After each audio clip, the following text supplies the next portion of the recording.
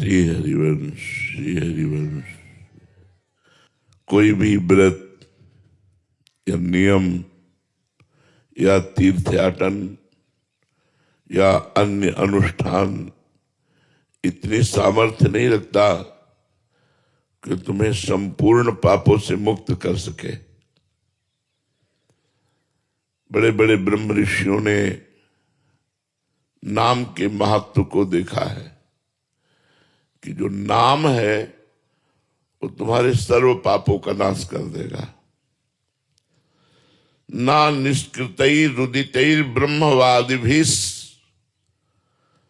तथा विशुद्ध्यन्त्य भगवान व्रतादिभिः यथा हरेर्नाम पदैरुदाहृतैः उत्तम श्लोक गुणोपलम्भकम। भगवान उत्तम श्लोक श्री हरि श्री राधा, इनके नाम में जो पाप नाश करने की, दुख नाश करने की सामर्थ्य है, बड़े बड़े ब्रह्म ऋषियों ने बड़े बड़े व्रत और अनुष्ठानों का वर्णन किया है, उनमें इतनी सामर्थ्य नहीं है। इसलिए पहले विश्वास करो। नाम संकीर्तनम यस्य सर्व पाप प्रणाशनम। भगवान का नाम जप, नाम कीर्तन इतना प्रभावशाली है कि तुम्हारे बड़े से बड़े घृणित जो घोर नरक भोगवाने वाले हैं उन सब पापों को नष्ट कर देगा। नाम जपते जपते भगवान के गुण और रूप दोनों प्रकाशित होते हैं। भगवान के गुणों का चिंतन होने लगता है और भगवान के रूप का दर्शन होने लगता है ध्यान में। जब आपका अधिक नाम जप होगा और आपके पाप कम होंगे तो भगवान के गुणों का चिंतन होता है। भगवान के नाम का जप करते करते भगवान के महान आकर्षणकारी सौंदर्य समुद्र सुख प्रदान करने वाले रूप की झलक आने लगती है। भगवान की नाम महिमा भगवान की दिव्य लीला में प्रवेश दिला देती है। इसलिए नाम व्याहरणम विष्णुर यतस्तद विषयामति। ऐसे नाम जप करो जैसे विषयी पुरुष विषयों का चिंतन करता है। जो भोगी पुरुष होता है वो रात दिन मानसिक चिंतन भोगों का ही करता है। हम ऐसे भगवान के नाम का चिंतन करें जैसे विषयी पुरुष विषय का चिंतन करता है। भगवान के नाम का यदि एक एक श्वास, एक एक क्षण, एक एक सेकेंड जप होने लगे, विस्मृत होने पर ऐसा अनुभव कि मेरे से अपराध बन गया, हानि बर्दाश्त न हो, तो रस मूर्ति भगवान बहुत जल्दी हृदय में प्रकाशित हो जाए। एक एक श्वास, एक एक क्षण, एक एक सेकेंड यदि हम नाम जप करें और नाम जप में बाधा बर्दाश्त न हो, नाम जप छूटने पर ऐसा लगे जैसे कोई अपराध बन गया, तो बहुत जल्दी भगवान हृदय में प्रकाशित हो जाए। एकस्मिन् नप्यतिक्रांते मुहूर्ते ध्यान वर्जिते जस्भिर मुसिते नैव युक्तमा क्रंदितुम भ्रशम। बहुत ध्यान देने योग्य बात कर रहे हैं। जैसे हमारे पास कोई धन हो और कोई लुटेरा लूट ले तो हम हाय हाय करने लगते हैं, ऐसे यदि हमारे नाम धन को लूटने के लिए काम, क्रोध, लोभ, मोह, मद, मत्सर, ये उपाय करें तो हमें इनसे डरना चाहिए। अगर हम काम भोग करेंगे तो मेरी नाम रूपी संपत्ति रुक जाएगी और लुट जाएगी, लुट जाएगी। आगे हम जप नहीं कर पाएंगे, रुक जाएगी, हमारी रुचि नहीं रह जाएगी। तो जैसे किसी की संपत्ति अपहरण होने पर वो व्याकुल हो जाता है, हाय हाय करने लगता है, ऐसे हमारा नाम जप रुकना या कोई इन गंदे कामों में मन लगाना, ऐसे हाय हाय होने लगे। अब क्या होगा, मेरा नाम जप छूट जाएगा, मेरा नाम जप रुक जाएगा, नाम जप का प्रभाव रुक जाएगा, क्योंकि मेरे अंदर एक गंदी बात आ गई, उसे तत्काल निकालो। भगवान नाम कीर्तन, भगवान नाम जप, भगवत प्रेमी महात्माओं के सत्संग से उस दुर्वासना को दूर कर दो, नहीं तो वो दुर्वासना आपके भजन को लूट लेगी। रमैया की दुल्हन लूटे बाजार, मायापति भगवान को कहा गया है, तो ये माया भगवान की पत्नी ही है। ये काम, क्रोध, लोभ, मोह, मद, मत्सर आदि के द्वारा भजन को ढकती है, भजन को लूटती है और भजन को निष्प्रभावित कर देती है। भजन का जो प्रभाव पड़ना चाहिए, अगर गलत आचरण साथ में चल रहे हैं तो उसका प्रभाव नहीं पड़ेगा। नाम स्मरण से ही कलयुग में भगवत प्राप्ति है।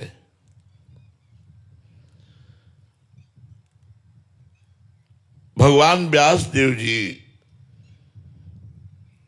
गंगा स्नान कर रहे थे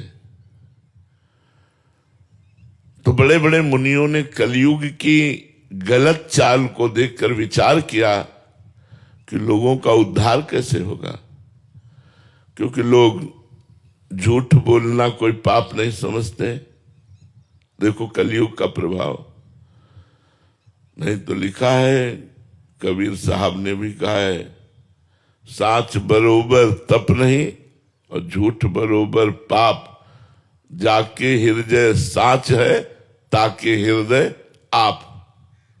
गोस्वामी तुलसीदास जी ने लिखा है, नहीं असत्य सम पातक पुंजा, बोले झूठ बोलने के समान कोई पाप नहीं है, बड़ा पाप है। कोई मानता है? देखो कलयुग का प्रभाव।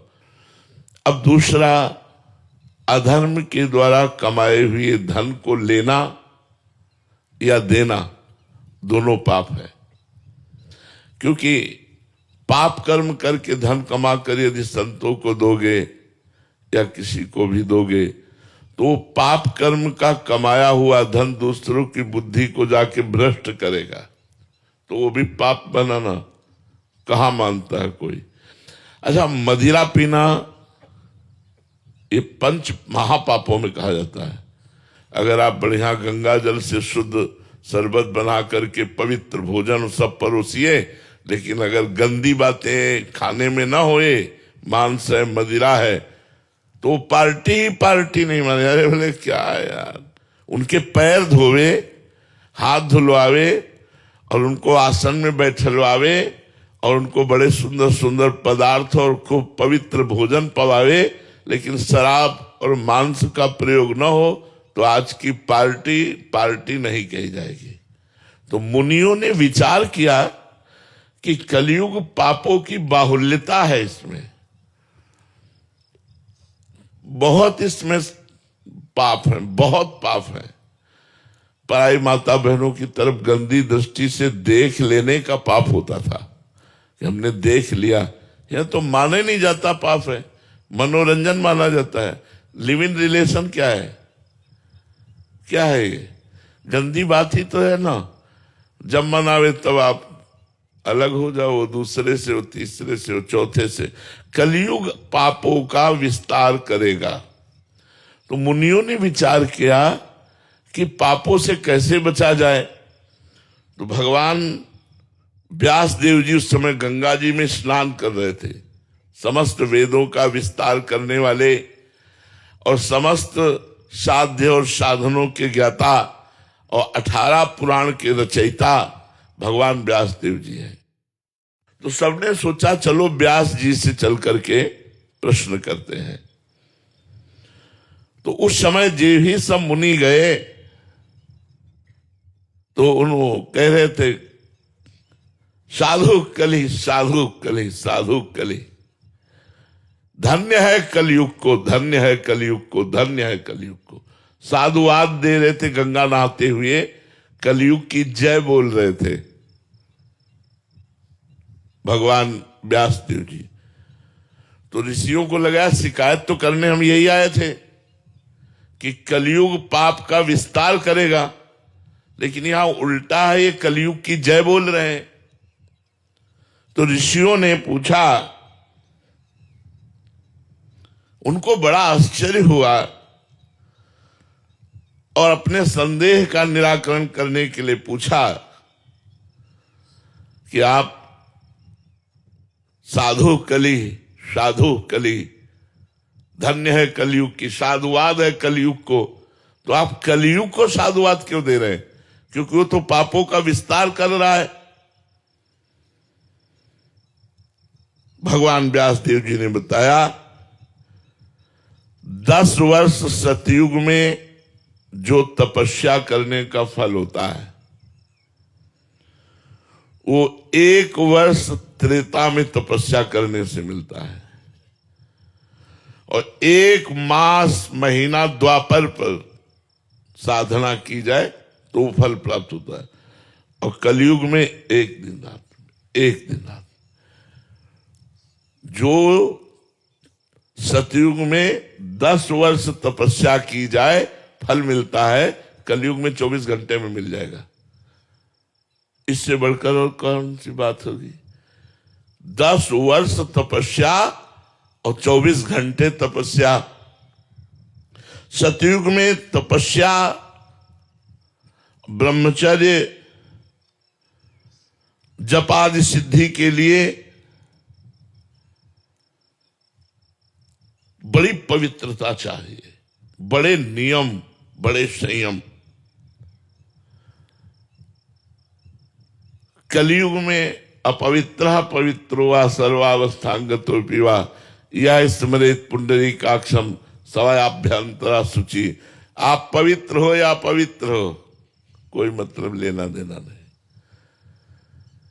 आप राम राम कृष्ण कृष्ण हरि हरि राधा राधा रट रहे हो, तो कलयुग केवल नाम आधारा, सुमिर सुमिर नर उतर ही पारा।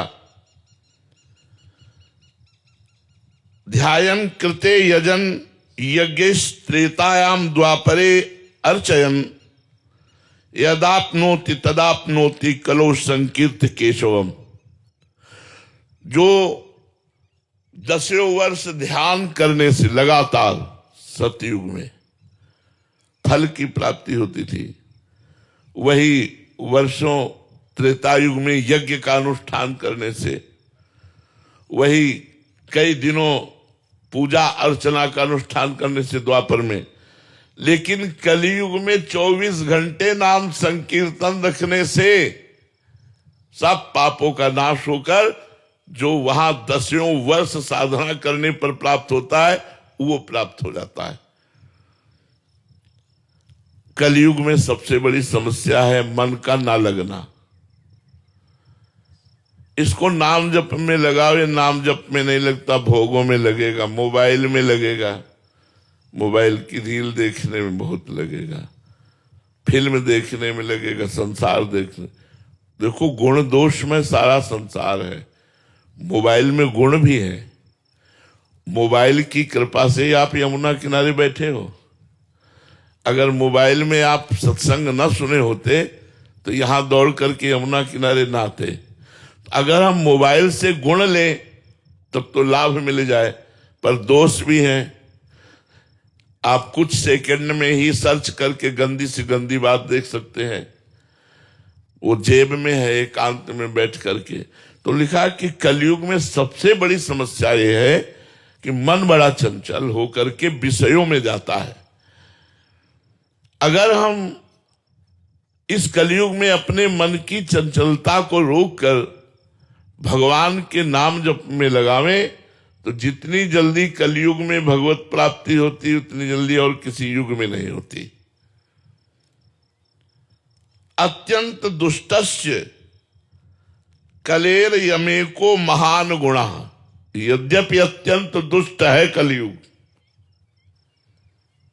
अत्यंत दुष्ट, सबकी बुद्धि को गलत आचरणों में लगाना, लेकिन महान गुण, उसमें एक महान गुण है, कीर्तनादेव कृष्णस्य मुक्त बंधा परम ब्रजेत। अगर कृष्ण कृष्ण कृष्ण राधा राधा राधा ऐसा आप जपे तो आपको समस्त पापों से मुक्त कर देगा। इसलिए हमारी प्रार्थना है सबसे, अन्य साधन बने तो कोई रोक नहीं, पर निरंतर नाम जपने का अभ्यास करो। माला से न जप सको तो काउंटर से जपो, काउंटर से भी नहीं तो ऐसे ही जपो। भगवान गिन रहे हैं, वो आपकी एक एक श्वास गिन रहे हैं, आपकी एक बात देख रहे हैं, आपका एक एक नाम भगवान नोट कर रहे हैं। जैसे हम ऐसे जप रहे राधा राधा राधा राधा राधा, तो हम नोट करें या ना करें, भगवान नोट कर रहे हैं, उसका फल आपको मिलेगा। कलयुग में सर्वश्रेष्ठ और समस्त पापों का नाश करने वाला महान साधन एकमात्र भगवान का नाम है। इसलिए खूब राधा राधा रटो। अब प्रश्न करो।